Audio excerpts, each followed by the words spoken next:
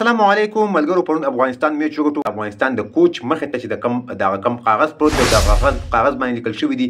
بعضې ملګرو په ذهن کې سوال یا نشان پیدا کېږي چې دا کاغذ څه مطلب او څه معنا لري. نو دغه به مثلا په دې ویډیو کې ډسکس کوم چې د دغه مطلب باندې تاسو زه پوه کوم چې د جان کنټراکټ د افغانستان کوم کوچ چې دی، هډ کوچ چې کوم دی، د هغې مخې ته د کاغذ پروت دی. په دې باندې تاسو زه پوه کوم کله چې یو انینګ وشي او څومره سکور وشي، د هغې مطابق کوچ هغې بیټسمنانو ته وایي چې تاسو مطلب په دونه اورونو کې دونه سکور کوئ، په 100 اورونو کې به دونه سکور کوئ. مطلب د دې نه کم نه کوئ، کم از کم کوشش کوئ چې دغه هدف ځان سره په دغه ذهن کې ساتئ. په 10 اورو کې بدونه کوئ، په 40 اورو کې بدونه کوئ او په 50 اورو کې بدونه کوئ.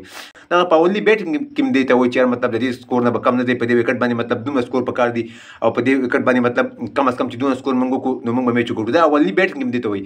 خو دغه د دویم بیټینګ پرته ده چې مخې ته پرته ده جاناتن ټراټ برابر کړې ده او دا کوچ دی ته وایي چې بیټسمنانو ته وایي دغه تاسو ته ښکاري په دې سکرین باندې دغه ټارګټ مطابق دی ته یو پرچک دی چې دومره اورونو کې به تاسو دومره سکور کوئ، دینه به کم نه کوئ، دینه به ډېر زیات تیز هم نه ځي. که تیز ځي نو بیا به وکټ غورځېږي، په هیټینګ سره وکټ غورځېږي. نو مطلب تاسو چې په دغه 10 اورو کې 50 سکور وکړئ دا بالکل صحیح دی. مطلب په 100 اورو کې 100 سکور وکړئ په سکرین باندې تاسو ته ښکاري دا صحیح دی. په 10 اورو کې یو نیم 100 سکور تاسو وکړئ دا بالکل صحیح دی. مطلب او په 40 اورو کې چې تاسو 200 وکړئ نو دا بالکل صحیح دی. نو بقایا 10 اورو کې تاسو ته پاتې شي 240 سکور، بیا 840 اورو لیکلي دي او 240 کوم هدف چې دی نو دغه به تاسو په دغه کې چیس کوئ. 50 اورو په حساب باندې دغه خپل هدف ته ځان ورسوئ او دغه به چیس کوئ نو بیا به تاسو کامیاب یو. که دغه نه کم ځئ نو تاسو به نقصان کې. مطلب که دغه نه سره تیز ځي نو بیا به وکټ غورځېږي، ځکه چې هیټینګ ته به ضرورت کېږي، سنګل ډبل به سره نه اخلي نو په دې کې وکټ زر غورځېږي. همدغه و چې د دغه سکور مطابق چې کوم ورته لیکلي چې 10 اورو کې 50 په 100 کې 100 په 10 کې یو نیم 100 په 200 کې 40 او 45 اورونو کې مطلب تاسو دا